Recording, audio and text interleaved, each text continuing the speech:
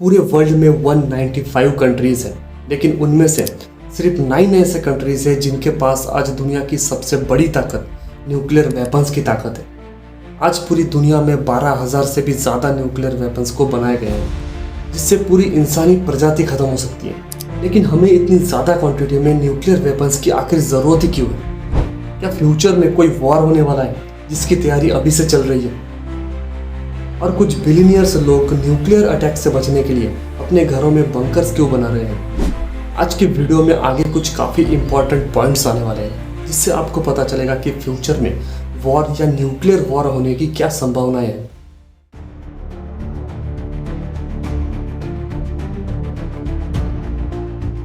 Nuclear weapons की शुरुआत हुई थी वर्ल्ड वॉर 2 के वक्त। सुपर पावर अमेरिका ने मैनहट्टन प्रोजेक्ट शुरू किया था, जहां पर दुनिया का पहला परमाणु हथियार बनाया गया था और जिसे बनाने वाले शख्स थे जे रॉबर्ट ओपनहाइमर। न्यूक्लियर वेपन्स को बनाने के बाद सिर्फ 2 ही अटैक इंसानों के ऊपर किया गया था, और जिसमें करीब 2 लाख लोग मारे गए थे। और उसके बाद से ही इनके ऊपर बैन लगा दी गई थी और कुछ नियम बनाए गए थे ताकि न्यूक्लियर वेपन्स के डेवलपमेंट और टेस्टिंग को कुछ हद तक रोका जा सके। जिसमें पहला नियम था पार्शियल टेस्ट बैन ट्रीटी, और इसे 1963 में लागू किया गया था।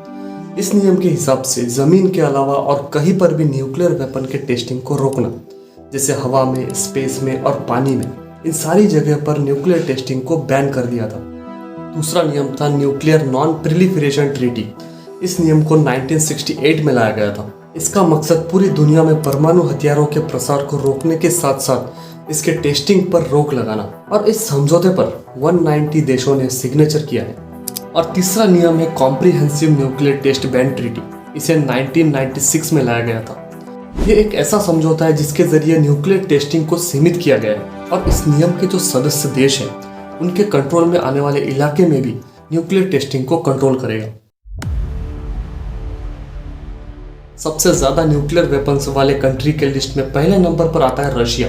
रशिया ने न्यूक्लियर वेपन्स के प्रोग्राम को शुरू किया था 1943 में, और पहला न्यूक्लियर टेस्ट किया था 29 अगस्त 1949 में। और रशिया ने टोटल 715 न्यूक्लियर बॉम्ब की टेस्टिंग की है।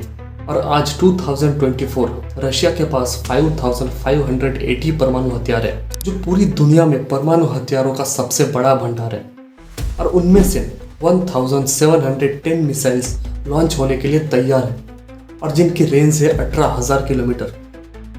जिसके बाद दूसरे नंबर पर आता है यूएस, यूनाइटेड स्टेट, जिन्होंने इस न्यूक्लियर वेपन्स की शुरुआत की थी।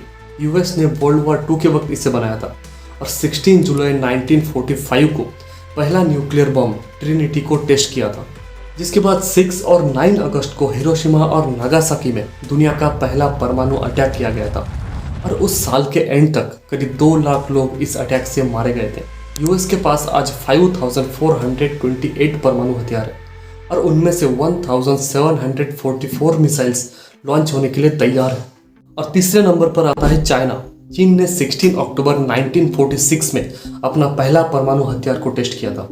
यूएस डिपार्टमेंट ऑफ डिफेंस के अनुसार चाइना के पास आज 500 से ज़्यादा ऑपरेशनल न्यूक्लियर हथियार है। जिसके बाद France, United kingdom, India, Pakistan, Israel और नॉर्थ कोरिया, और इन सारी कंट्री को मिलाकर पूरी दुनिया में 12,000 प्लस न्यूक्लियर वेपन्स है, जो पूरे इंसान को ख़त्म करने के लिए काफ़ी है।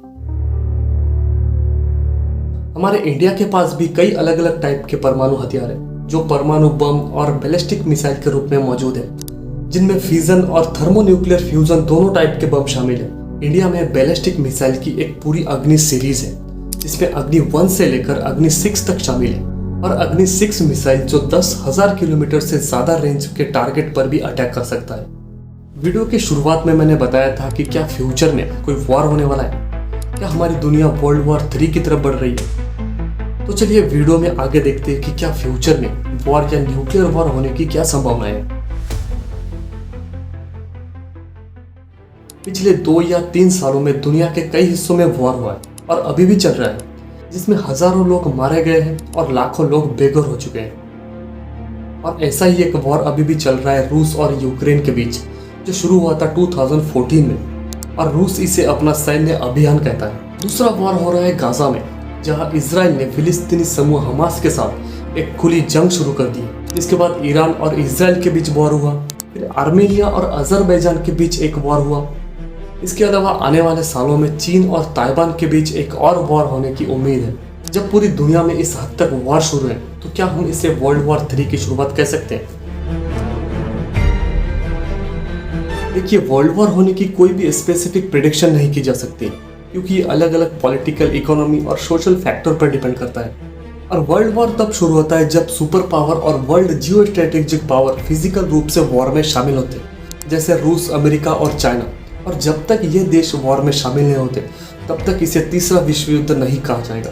इसके बाद अगर हम परमाणु हमले की बात करें तो हर कंट्री ये जानता है कि परमाणु हमला कितना खतरनाक होने वाला है और कोई भी देश ये नहीं चाहता है कि परमाणु हथियार का इस्तेमाल किया जाए। लेकिन जब तक परमाणु हथियार मौजूद है उनका इस्तेमाल किया जा सकता है। और आज के टाइम में एक भी न्यूक्लियर हमला लाखों करोड़ों लोगों को मार सकता है, बीमार कर सकता है। सिर्फ एक 10 मेगाटन न्यूक्लियर बॉम्ब से करीब 10 से 15 किलोमीटर तक का इलाका पूरी तरह से तबाह हो सकता है।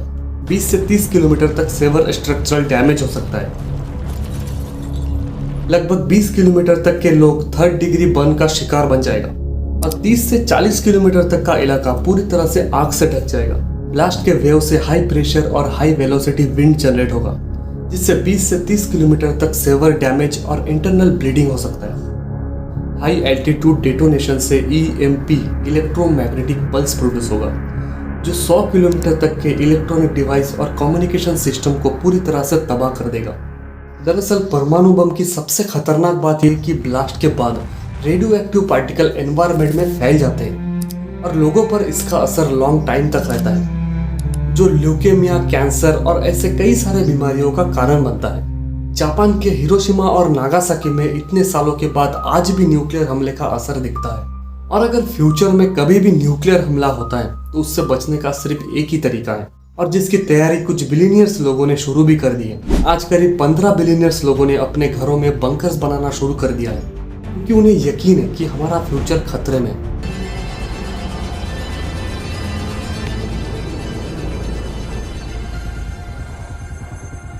Welcome to the future.